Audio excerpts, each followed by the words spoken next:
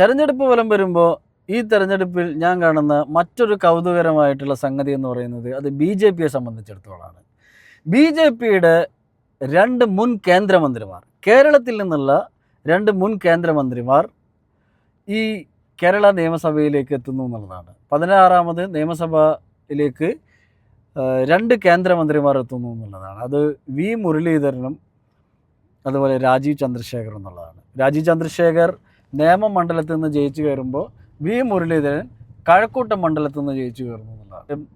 നമ്മുടെ ഒരു കണക്കൂട്ടലിൽ BJP ഒരു 22 മണ്ഡലത്തിൽ ശക്തമായ മത്സരം കാഴ്ചവെക്കുന്നുണ്ട്. 30% വോട്ട് പിടിക്കാവുന്ന 25ഓളം മണ്ഡലങ്ങൾ, ഒരു 22 മണ്ഡലം ഞാൻ കണക്കൂട്ടിയിട്ടുണ്ട്. അതിൽ ഞാൻ പത്തനംതിട്ട കോന്നി ഉൾപ്പെടുത്തിയിട്ടില്ല, എറണാകുളത്തെ കുന്നത്തുനാടും തൃപ്പൂണിത്തുറയും ഉൾപ്പെടുത്തിയിട്ടില്ല.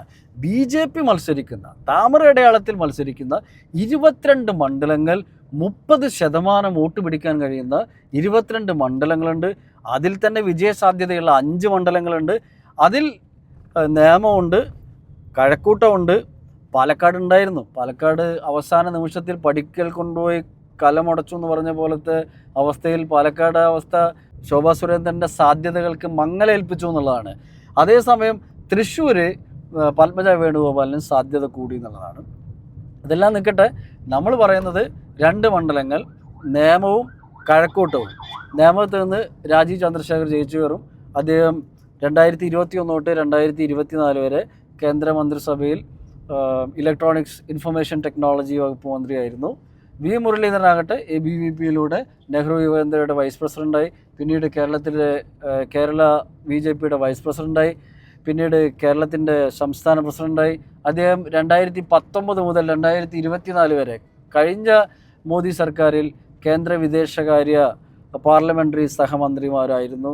അപ്പോൾ 16ാം നിയമസഭയിൽ വളരെ കൗതുകരമായ വസ്തുതയായി ഞാൻ കാണുന്നത് ഒരു മുൻ സംസ്ഥാന പ്രസിഡന്റ്, മുൻ കേന്ദ്രമന്ത്രി വി മുരളീധരൻ, ഒരു മുൻ കേന്ദ്രമന്ത്രി, ഇപ്പോഴത്തെ സംസ്ഥാന പ്രസിഡന്റ്, 2 പേർ നിയമസഭയിലെത്തുന്നു എന്നുള്ളതാണ്. വി മുരളീധരനും രാജീവ് ചന്ദ്രശേഖരനും 2 പേരും നിയമസഭയിലെത്തുന്ന വളരെ കൗതുകരമായ ഒരു സൈഡ് ലൈൻ സ്റ്റോറി 2026 മെയ് 5 പത്രങ്ങളിൽ കാണാൻ കഴിയുന്നതാണ്.